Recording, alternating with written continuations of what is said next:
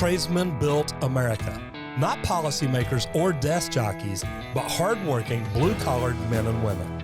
Join me, Roger Wakefield, on conversations with some of the nation's most successful skilled laborers.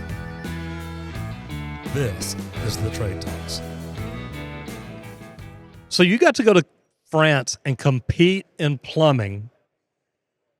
Did you ever think anything like that would come along from getting into the trades?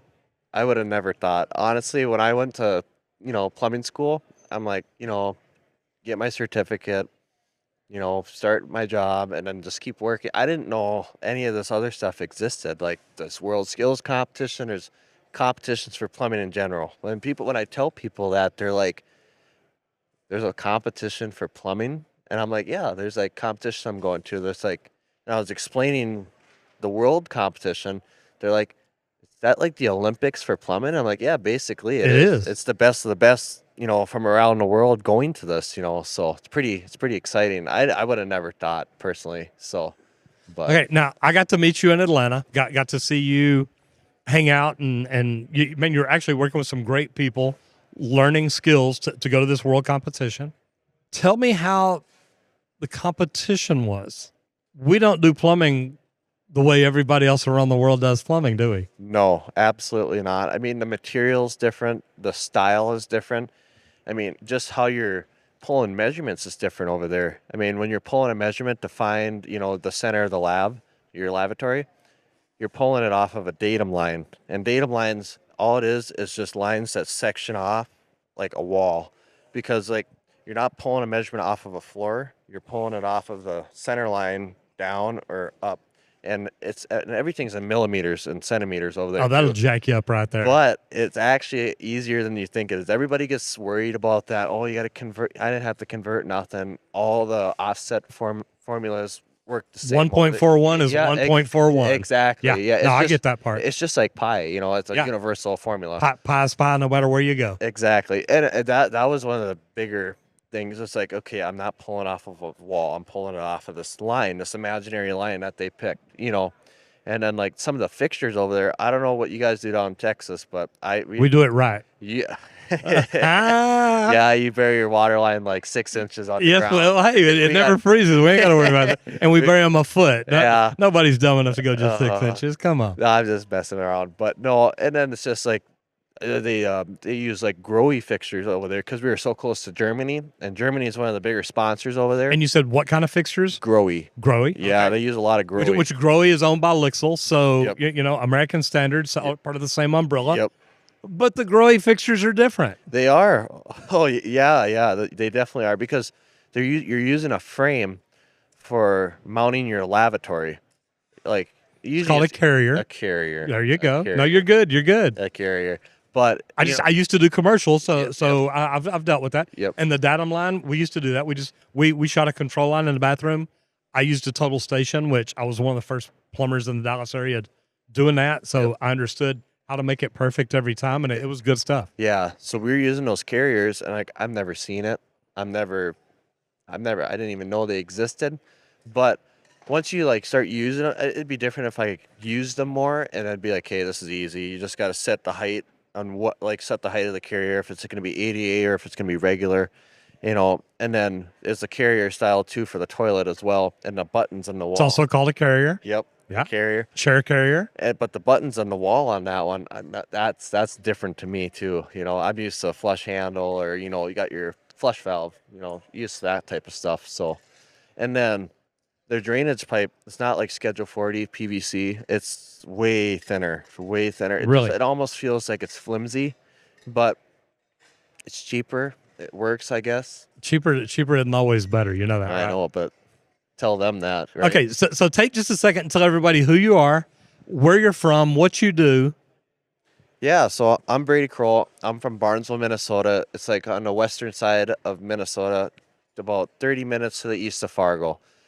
I'm a plumber. I'm a first year on paper. I haven't gotten all my hours written down, but I'm just starting a new job here. I got back last week. I applied for a job up in Fargo, Mission Mechanical.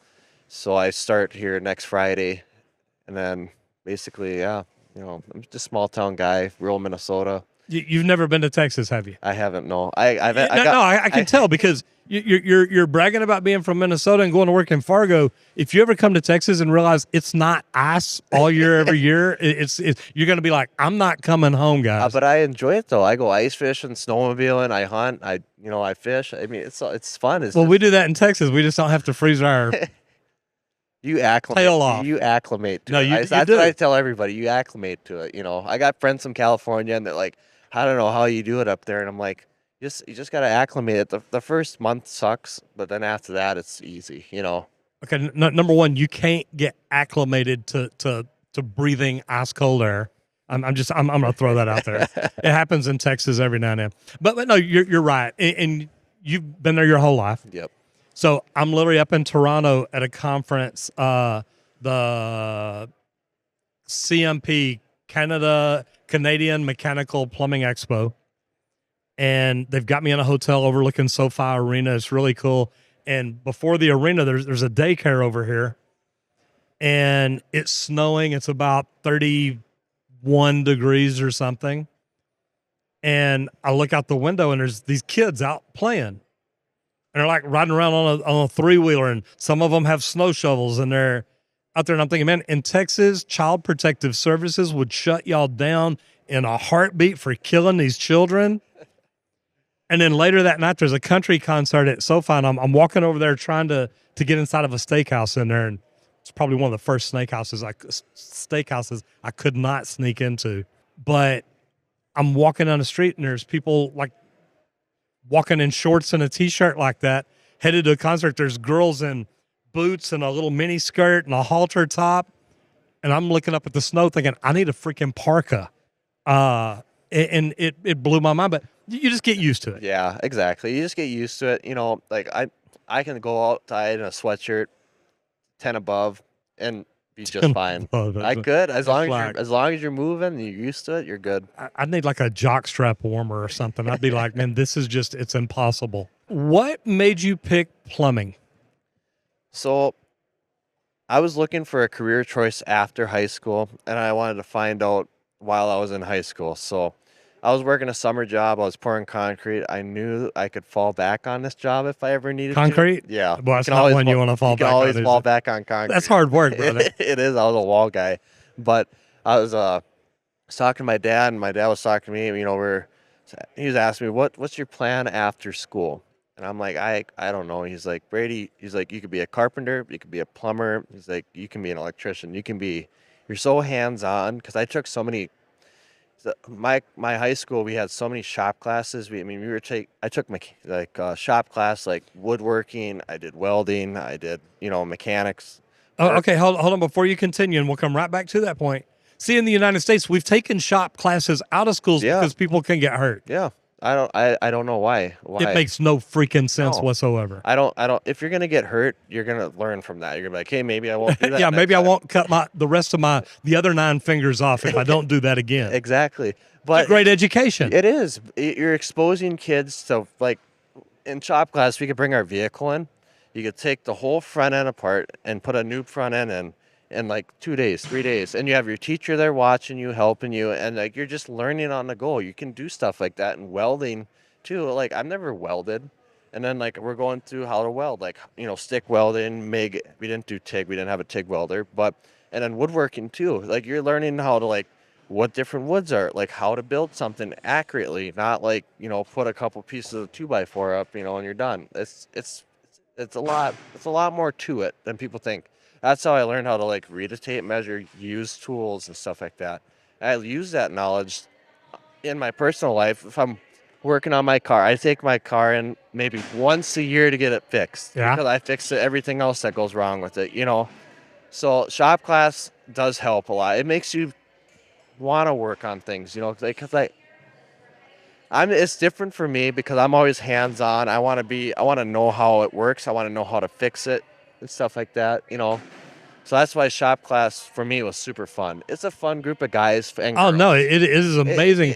It's like you're not even going to class, really, because exactly. You're going to hang out and do cool stuff. Yeah, you're building cool things. You're working on things. You're doing cool things. I mean, it's a laid back environment, but you still got to be safe. You got to do all that stuff too.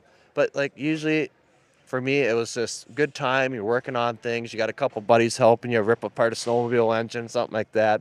But getting back to your question, though, how I got into it. So I told my dad, I said, let's try plumbing. The guy in Barnes was hiring. I'll work a summer with them, So I call him. We do a phone interview. He's like, yep, come in next week. We'll start you. I was like, all right. So he did more service work. It wasn't maybe here or there a bathroom remodel, but it was mainly you're fixing things. So we were doing that. I'm like, I was the grunt my first year. I did all the work that the journeyman. The shovel work. Yeah, you bet. No, I get it. You know the term I'm thinking. Oh, yeah. But I was that guy, and I'm like, we're helping people. I'm like, I could do this for a living, So I was looking into it. My trade school back home, it's NDSCS in Wahpeton. They had a 9-month program. You get a certificate, and if you get all A's in it, you could get 2,040 hours through the state of North Dakota.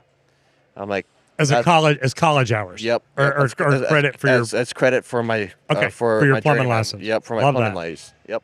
So I'm like, yeah, I could do this. It only cost me about $10,000 to do it, and I did it. I got the college experience while going to trade school. That's kind of what I was looking for. It checked all the boxes. Freaking pretty cool. Yeah. So then I did that, and then went to work the next summer, and then we started doing a lot more HVAC work. So then I went back to school and did 2 more years of HVAC, just so I could get the hydronic part of it down, and then learning about Hydronic popping is huge. Yes, exactly. It's pretty big back home. Oh, yeah. You got to heat everything in the wintertime. Yeah, y'all need home. heat everywhere. Yeah, exactly. We don't. But for the most part, that's kind of how I worked my way into it. And then I've just been doing it ever since. I mean, so many people, back home, there is not a lot of plumbers. I should say good plumbers. I mean, you get the guy that, I know how to do that. I can fix that. And then, they were your customer, and then you get a call like, hey, this is really messed up. Well, who put this in? Oh, Bill from down the street, or my cousin's friend knew how to do it. My cousin's best friend had a boyfriend that was a plumber. Yeah. At least he said he was. Oh, yeah. I got some stories like that. Oh, yeah. I was helping my cousin down in St. Paul. We were doing a house for a guy. We're totally remodeling it. And there's the drywallers in there. And we were there bidding the job, and then the drywaller's like, yeah, I do plumbing. And we're like, no, you don't, dude. You're a drywaller. We're plumbers. No, I do it. Big difference. I do it. So we're like, whatever. We give the guy the bid. We go back a couple weeks later. He puts the shower valve in, and then we're putting in a water main, And as soon as we turn the water on, his shower valve just flooded his new drywall in the basement. It's like, what are you doing? Your sheetrocker did a great job. Yeah. I said, you're a plumber, dude. Yeah. I said, those people like that keep us busy. So I'm not complaining too much. But that is tough. But That's you know how it is. You've seen it way yeah. more than I have, I'm sure. This video is sponsored by High Level. For your 30-day free trial, go to gohighlevel.com/Roger Wakefield.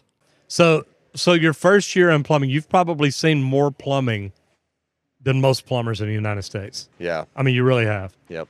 I've seen a vast variety of how things, I mean, it's in the United States too. It's different from, northern United States to southern. I mean, it's just a total different style of plumbing everywhere you go, different codes, different ways to put things in, different products you don't really see, I've definitely seen a lot. I can't say I've seen it all, but I've seen a lot, especially being 22, a couple years in the field. I've definitely seen a good share of it. So for sure. What's your favorite part about plumbing? What do you enjoy? I enjoy the work. I don't know. I don't mind doing a big underground. I was working for a company up in Fargo, and we did a big underground. A couple of the guys were there. They're like, "Oh, you go in the trench and you start doing the work, whatever." I'm like, "Yeah, I don't care. I'm sitting there. I got mud all over me. I'm in my muck boots, and I'm putting this sewer main together." And I'm like, "I enjoy this. This is fun. It's physical, but I enjoy it. You go home and you're tired. That's how that is the most amazing, and people don't get that. That is the most amazing feeling. You walk in and you're just like, yeah, you sit in the chair and you're eating, and it's probably 8:30, 9 o'clock at night, not normal hours, whatever. But you're sitting there and you're like, man, I am freaking beat. You're beat, you know. If you don't come home beat, did you work? Really, I don't know. When you get older, that happens around 7:30, 8 o'clock. Yep. And by 8 o'clock, I'm like, look, it's time to go to bed. Yeah. I'm done. Yep. For sure. Yeah. No, I've definitely been there. Been right where you have, just like, but also it's the satisfaction of getting the job done, you know, and I'm guilty of it. And the girlfriend can say, but when we drive around town, I can say, yeah, I've been in that building. I put in a water heater over there. That will happen. Get ready for it. Because if y'all are together 30 years from now, you're going to be driving down the road. He's going to say, see that building right there? You're going to start rolling your eyes. Yep. He's going to say, no, here's what I did in that building. You're going to be like, I know. Like, how do you know? Well, you told me the last 50 times we drove by here. Exactly. It never goes away. It never goes away. Yes. Same building. Just get him to go a different way. Just go a different way, okay? Yeah. I know where we're going. Just go around the long way. But it's the pride that we take. Yes. And that's exactly what it gets down to. We take pride in the things we get to build, the things we get to repair, the people's houses that we work on. It's, you know, when you can say, hey, I've worked in so-and-so's house, they're like, wait, what? Yeah. So it's like, and what'd you do? Well, I fixed the toilet. And it's like, oh my God, what was wrong? Well, same thing happens to your toilet. I mean, come on, it's a toilet. Exactly. Well, and it's like when I was working for the guy in Barnesville, and then after I came back from the SkillsUSA competition, my boss is like, well, you got second. Here's a pay raise. Get in the vans. You're taking some calls now by yourself. And I'm like, wow. But like, you just like all the people you get to help and know, and you just all the houses you've been in. You know, and Barnesville ain't that big, 2,500 people, small town, and you just know everybody. Like, and they know you, and you got to put out the best work you possibly can, because word goes around in a small town, you're done. You know, so it's always the best work, the best you can do. You know, like you put stuff in. This is my motto. If I'm putting something in, like if I'm putting a toilet in somebody's house, I'm going to put it in like I put it in my own house. It's going to be the best quality that I can do and give. It doesn't matter if it's a toilet or if it's a whole repipe. Nope, it's going to be nice. It's going to be beautiful. Even if it gets covered up, it's still going to be in there nice. So when somebody rips it out, they're going to be like, wow, this is done nice. Good. It's not like, who the heck put this in there? You know, like, what was this guy thinking? Yeah, you know how it is. It's taking that pride in your work and looking at it. And I remember when I first got in the union, I'd worked open shop for 17 years. And of course, none of the union people like me. I'm a rat. There's all kinds of names for me. But I had a guy, me and him got in an argument one day about an apprentice and what we were doing and stuff like that. And so we go upstairs and we go talk to the superintendent. We're working on a 50-story building in downtown Dallas. And we go up to the, I guess, 9th floor is where the main superintendent had his office. And we go in and we sat down, and this guy starts talking about all these things I'm doing wrong. And the superintendent looks at him and says, so at the end of the day, does Roger do good work? And man, this guy, he's a lifetime union plumber. And he like puts his head down. He said, look, I can't say anything about his work. He says, he puts it in, it's true plumb and square. We don't have any leaks. We never have to go back and fix it. We never have to do anything. It's done right. And he said, so if you want to get mad at Roger, I mean, we didn't run him off the job. We didn't run him out of the union, but he goes to work for our competition, and now he's doing that kind of work for them. Yeah. Would you rather him be doing it for open shop, or would you rather him be doing it for us? I'd rather him be doing it for us. Exactly. It's like, man, look, I just want to do good work. People don't get that. No, it's like it's a craftsmanship thing too. I noticed that a lot when I was talking to the UK guy when I was at the WorldSkills competition. I'm looking at his work. I'm like, yours it's spot on craftsmanship. It's just beautiful. The bends and all his piping were like right to the nose and everything. It was nice. And I said, you guys do really good work. Like United States, I would have did a 90-90 on that right there. Right. You know, we're not doing bends and stuff like that. But like the craftsmanship, it's just It's unreal. And it's just like we're right next to the carpentry guys, and they're making joints. Like they're taking chisels and they're chiseling out joints to build this shed. And I'm like, if you come over in the United States, we're putting 6, 7 nails right. Absolutely. You know, Screw we're it doing tight. Let's go. yeah, we're doing a butt joint on that. We ain't doing no tongue and groove there. But That is a trip. it's crazy. Like the craftsmanship over there is just next level. But those guys also train really, they're like starting out really young to go into that profession too, you know. I mean, like here, plumbing over here, you can just go right into it, Oh, yeah. you know, but like I did the school route, and I think it just set me up that much more, you know, because I have a buddy back home that went straight into plumbing right out of high school. I mean, he's a good plumber, but he's here and I'm way past him, you know, because I know the code. I know I've done a lot more things too in school. I made most of my mistakes in school, and when I got out of school, I'm making less mistakes. You're still making mistakes, but We all still do. yeah, I mean, if you ain't making mistakes, you ain't learning, you know. So in school and in the trades and the jobs you've been out on, do most apprentices getting in want to be good like you? Or do most apprentices getting in just want to get in, start earning a paycheck? It's a 50-50 coin flip. Is it? I think so.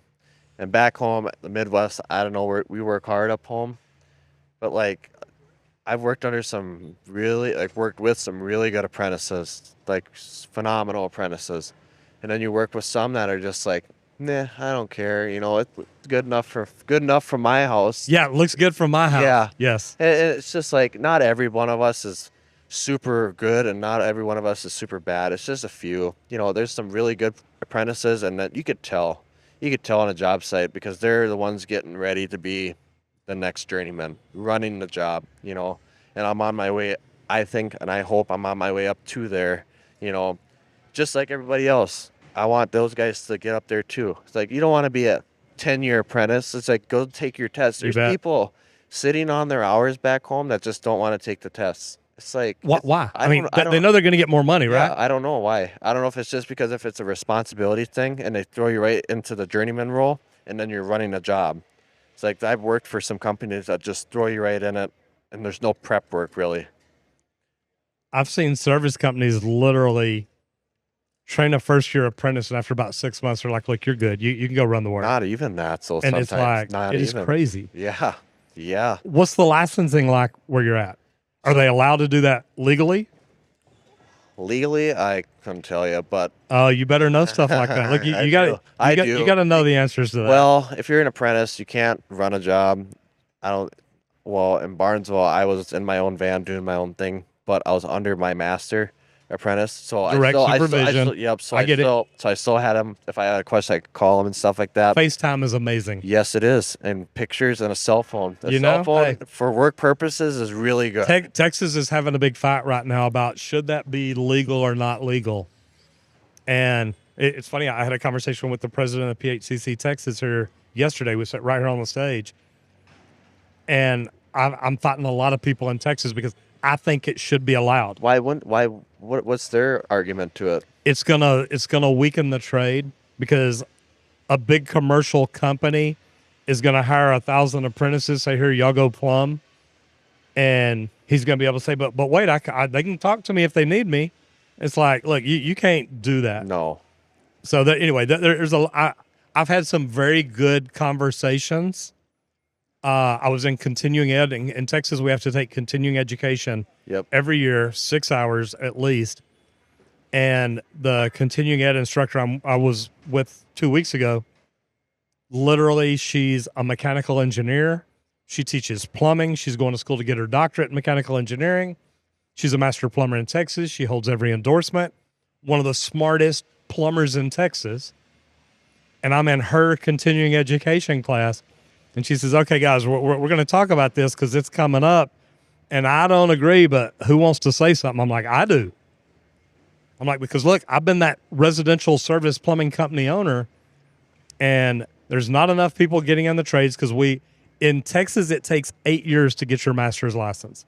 Yeah. So 8 years for you to own a plumbing company from the day you start.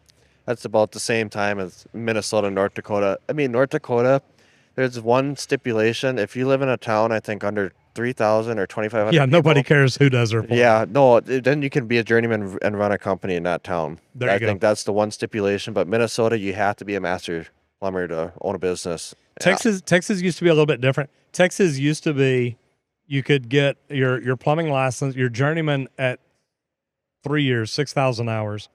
Now they've changed it to 4 years, 8,000 hours. If you go through a DOL training program, you can get your master's a year after your journeyman. Mm-hmm. So there are ways to shortcut the system. PHCC is a DOL training program. So if you're at a company that goes through a training program like that, it's still 4 years to get your journeyman, 2 years to get your tradesman, which is a residential license. Yep. 1 family, 2 family, no multifamily, anything like that. My thing is when most of the plumbers that you're meeting, talking to, and learning from, we didn't have social media. We didn't have YouTube. Mm-hmm. We didn't have other ways to learn. We had this building called a library. It had bricks around it, and it had books inside. You ought to look it up. It was really a neat thing back then.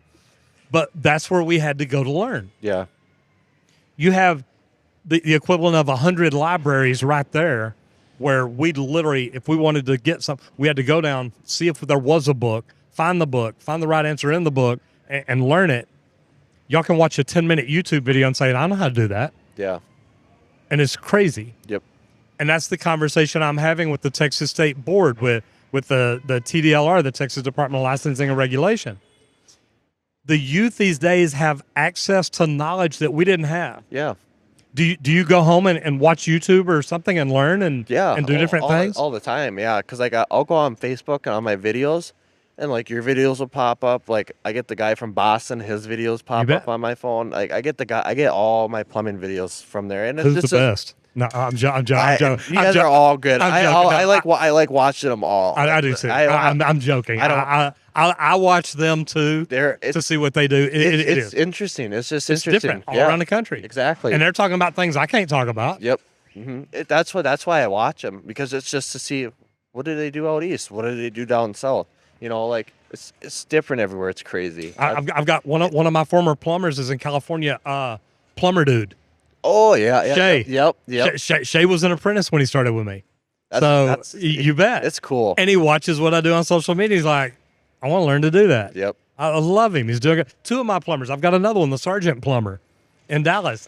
One of my former apprentices. That's cool. That's awesome. See, I love it. I don't know why they're demonizing it when they should be like, this is a tool. You bet. This is a teaching tool, because if you're using it for the right purposes, it is a tool. Like, you know, like you can work on something. And if you need to look up a manual, you need your phone to look it up and like stuff like that. You know, it's just like, or if you can't get a manual on it, you can call or FaceTime the master plumber, or scan the QR code that'll show you a video how to troubleshoot it step by step. Exactly. Hit pause. Yes, I did that. Play. Hit pause. Yes, I did that. Yep. Play. Exactly. It's there. Yeah. It's just the world is changing, but old plumbers don't want to admit that. They don't want to say, yes, Brady, you can learn plumbing in twice as fast as I did because of all this technology available. They want to say, look, it took me 4 years to get my license. It needs to take you 4. And that's the problem with our industry. Yeah. And then, well, I do agree with the time. You need to go through that 4 years of growing. Don't disagree. You need to go through those growing pains. You need to go through all the mistakes. And then by the time you're able to take that test and you studied and you went through all those growing pains, you're going to be ready. I do get that. And here's the deal. And look, I'm not saying every plumber out there could be ready to plumb a house in 1 year. Mm-hmm. Okay? No. Not saying that. No. There are some. This video is sponsored by High Level. We've partnered up with High Level because we believe this is the best all-in-one sales and marketing platform to help you grow your business. For your 30-day free trial, go to gohighlevel.com/Roger Wakefield. There are some that 4 years isn't long enough. And I think at the end of the day, it needs to come down to be, in Texas, we're called responsible master plumbers, RMP. Yep. To me, it needs to become the burden of the RMP to say, Brady, look, you're ready. Okay, I'm going to sign your paper. You're now eligible to go take the test. You've only been plumbing 1 year or 4 years. That, to me, doesn't matter. if you are ready to pass that test, that doesn't mean you're through learning. Yep. It doesn't mean, okay, I'm going to have you go run this building, take off, go, don't ever call me, have fun. You better make money. There's a lot of things to look at, but I think each individual person needs to be looked at individually. And I think that when we put a time frame of 1 year, 2 years, 4 years, another 1 year or 4 years, it's all on time. Yeah. It also depends on the person. Like you said, there are some people, and it handicaps them. This kind of does handicap you because then it's like you can't get to that next level. You bet. You know, but it's tricky. It's tricky. I don't know. I don't know what to say on that. And some of them are trying to have families and buy houses instead. And they're like, dude, I'm a first year apprentice. I can't afford that. It's tough on a first year apprentice wage sometimes. You bet. But you get them in a way that they can make money faster. They're like, look, I'll learn more. I'll work harder. I'll do this. Yep. I'll do that. Exactly. Every time I see you, PHCC's around. That is right. Yep. Your education was through PHCC. Yes. Some of it was, and then the majority of it. Here lately, they're doing a lot of others. Yep. There is a lot of others. So I've gotten a lot through the PHCC and then through my trade school back home too. So I've definitely gotten a lot, and some on the job. You know, you're always learning on the job. You've too. got to. That's why working with great plumbers is an amazing thing. It is. Like, honestly, I had a really good master plumber when I was working back home in my small town, and he would tell you, hey, this is wrong. Just go back and fix it. I'll help you. I'll be there with you. We'll fix it together. I love that part. Yeah. It's not like a full-blown butt chewing. No. And but that doesn't solve anything. I've been chewed out, but it's like, okay. There's some guys that need that. They're like, man, okay, you got my attention. Yeah, but if you get one of those guys that does it all the time, it's such a turn off. You quit listening. Yeah, you just like, whatever. Yeah. You know. No, I agree. It's got to be constructive criticism. There is a time and a place to yell. I totally get it. I do. I like that you said he'd tell you to go back and fix it. Yep. I had an apprentice do a rough in, a wall rough one day, and I saw from the very beginning, you didn't do what I told you to do, so every one of these are going to be wrong. I kept going back. Are you doing good? Do you have any questions? Have you done everything step by? Oh yes, oh yes, oh yes, oh yes. We got to the end. It's like, now go through and measure everything. He's measuring. It's like something's wrong.